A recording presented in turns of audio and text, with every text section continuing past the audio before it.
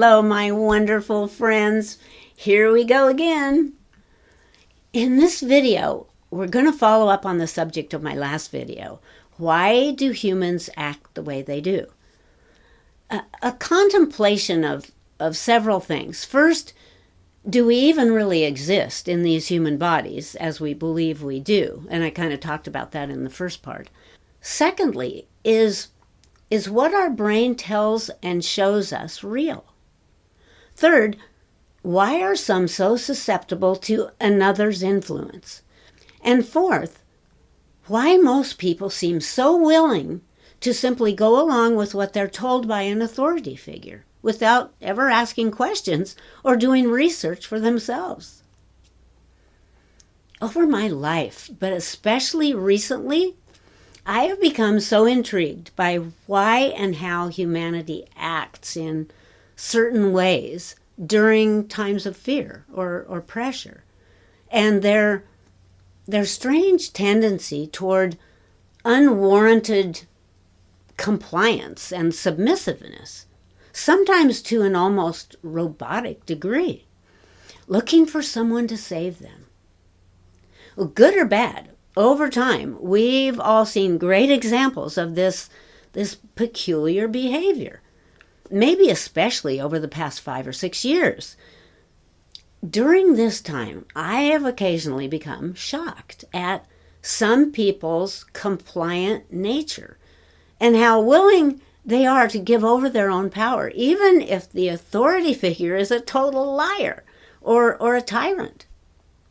Well, I guess I became kind of obsessed with understanding how these intelligent, beautiful souls seem to have such a tendency toward obedience, yielding to the rules, the law, even if those rules make no sense or are very controlling and unreasonable.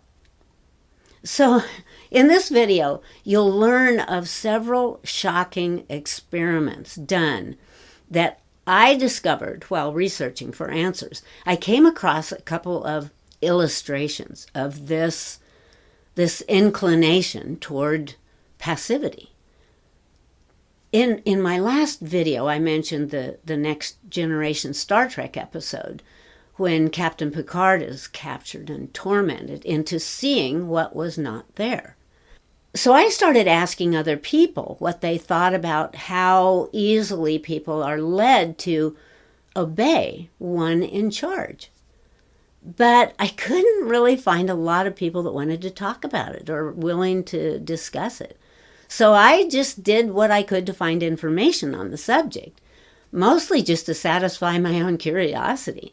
Why do people act the way they do? It just kept repeating in my mind. I know psychologists have been testing this idea since World War II through experiment after experiment. Well, the more I found on the subject, the more it explained not only what happened historically, but what has been happening here on the planet over these past few years. All very fascinating.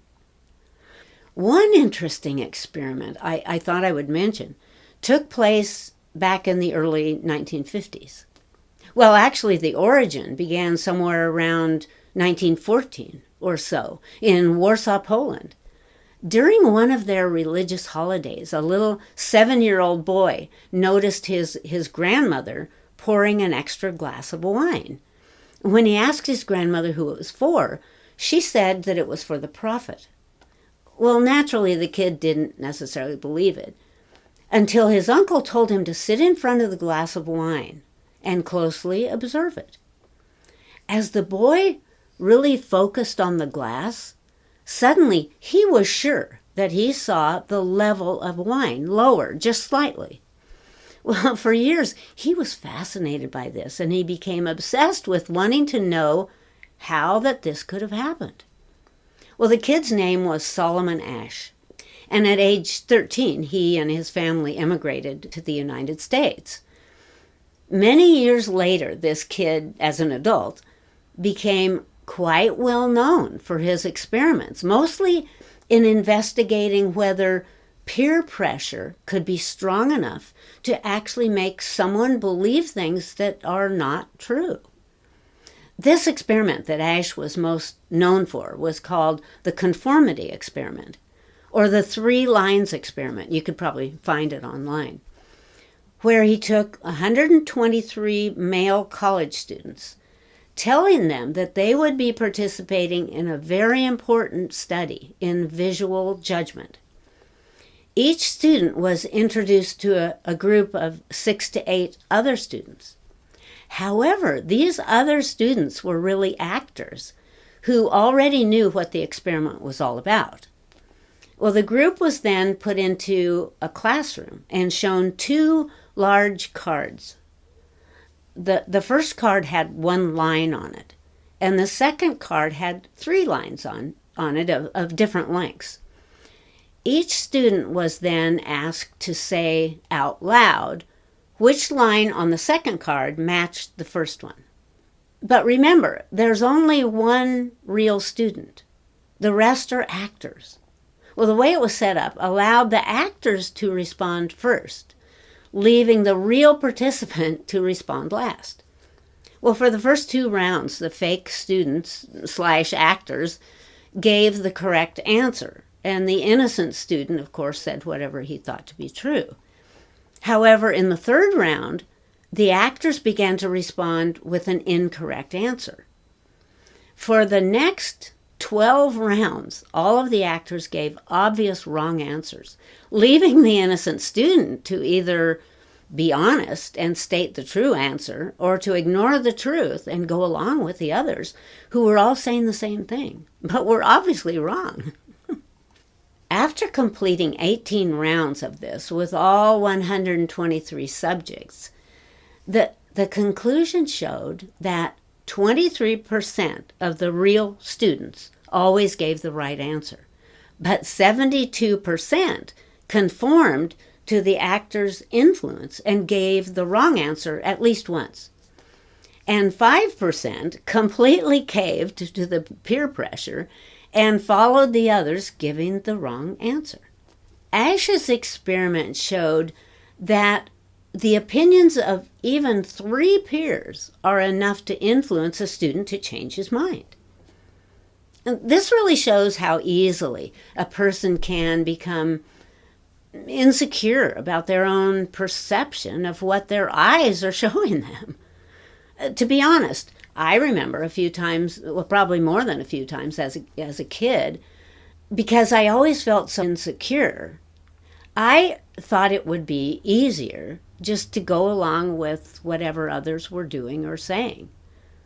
Much of this was because I didn't want to be pointed out as different or dumb.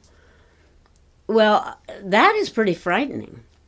The more I researched, I found other studies done on similar topics. One of the most disturbing experiments that I learned about was carried out in 1963 by Stanley Milgram, a psychologist at Yale University. His experiment focused on the dilemma between a person's obedience to authority and their own personal sense of right and wrong. He was interested in investigating any justification for the horrific acts that had taken place during World War II and the Holocaust, and why the soldiers were so obedient to these authority figures. Milgram began his experiment by advertising for men to take part in an important study at Yale University. The participants consisted of 40 men between the ages 20 and 50. Well, these guys were paid $4.50 just for agreeing to take part in the study. Well, they were paired with another person and would supposedly draw lots to find out who would be the learner and who would be the teacher. Except the draw was fixed, so that the real participant was always the teacher, and the learner was always the hired actor, pretending to be the real participant. The learner/actor was taken into a room where he had electrodes attached to his arms. Then the experimenter or researcher, also an actor, and the teacher, the real student, went into a separate room that had an electric shock generator and a row of switches marked from a very slight shock of 15 volts all the way to a fatal shock of 450 volts, which would kill a human. Well, the actor, posing as the experimenter, was an imposing man dressed in a gray lab coat. He had a kind of very intimidating and stern manner.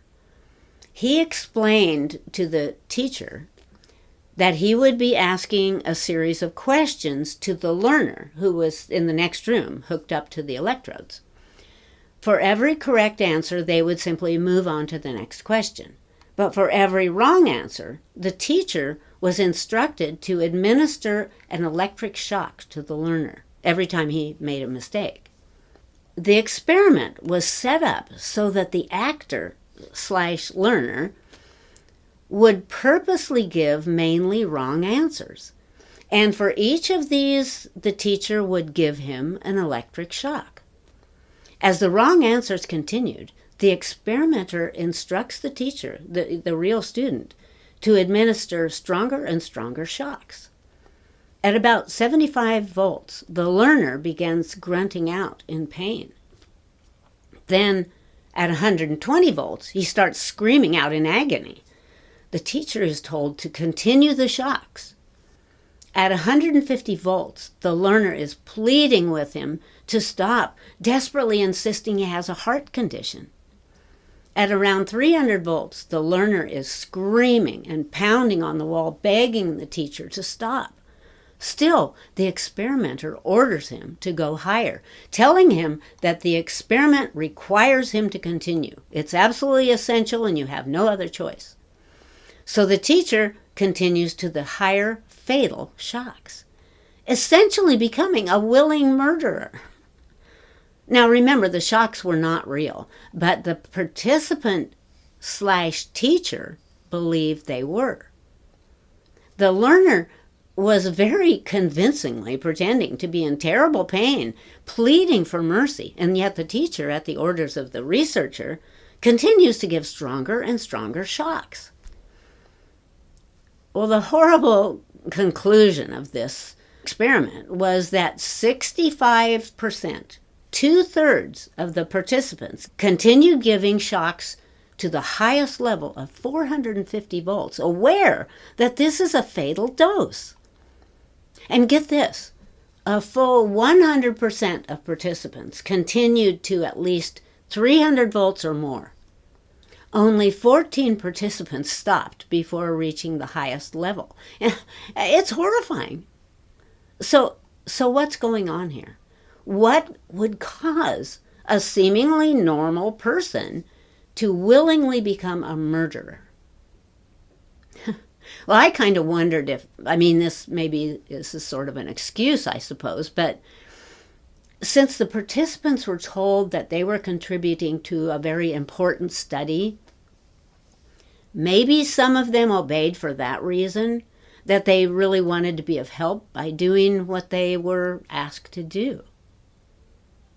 The more I think about it, the more I conclude that this propensity for obedience is deeply embedded into human history. But where did it start? With slavery? Religious persecution?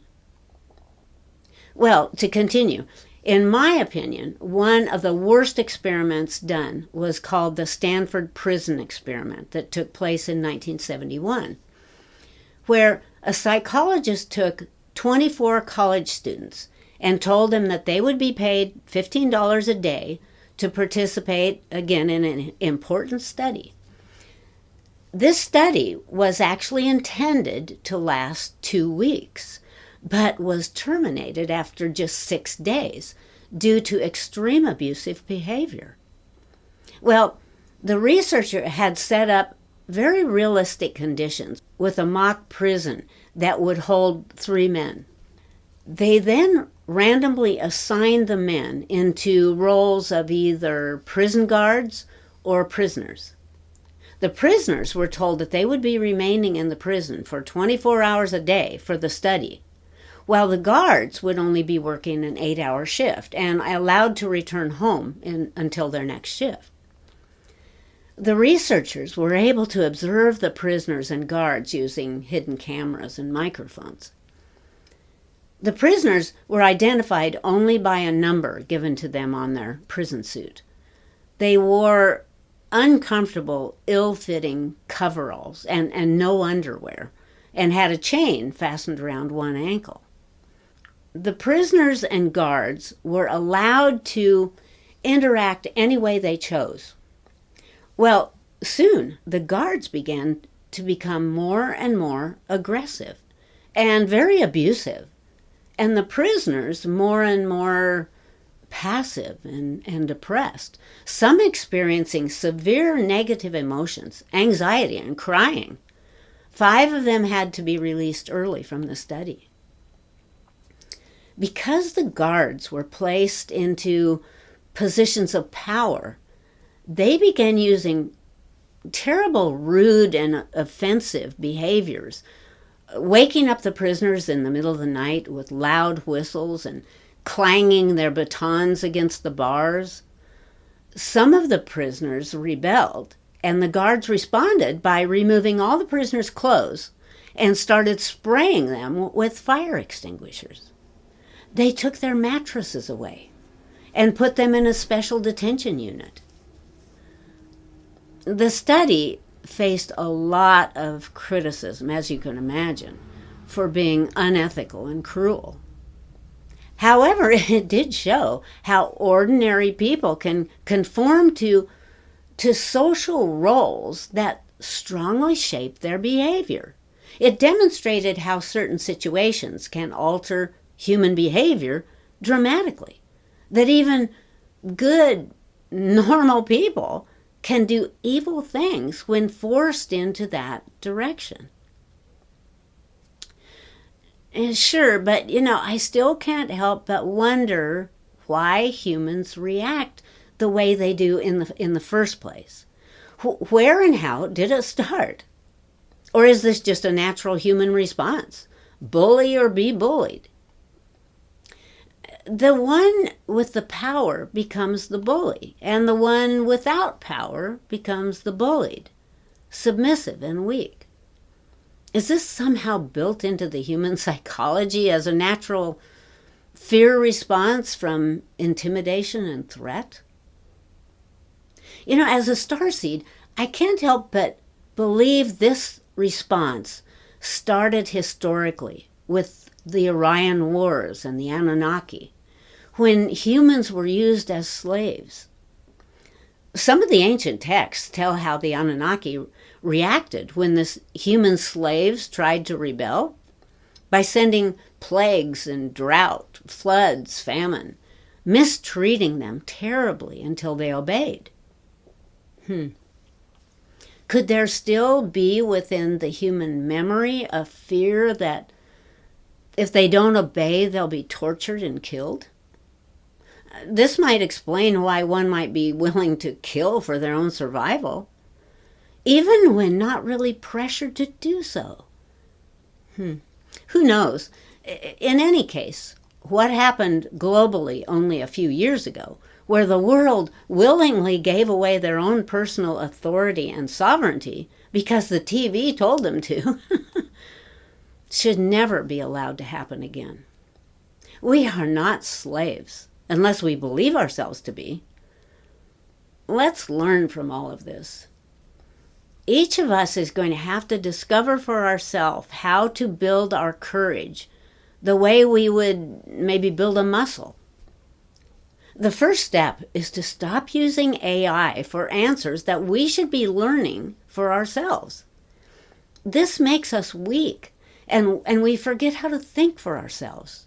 If we make our chatbot our guru, we lose big time.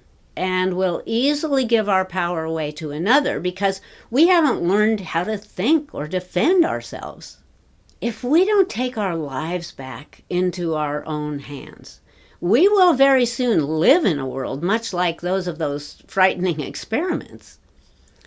This is your life, our life. Now let's start living it under our own power, our own rule. You, beautiful soul, beautiful starseed, are the most glorious being ever to walk this earth. Let's lift our heads up out of the sand and decide what earth we want to live on. What's wrong with creating our own world from scratch? Blue skies and sunshine, right? Hey, why not? Well, those of you who stuck with me again, hey, thanks. I love you guys. Bye.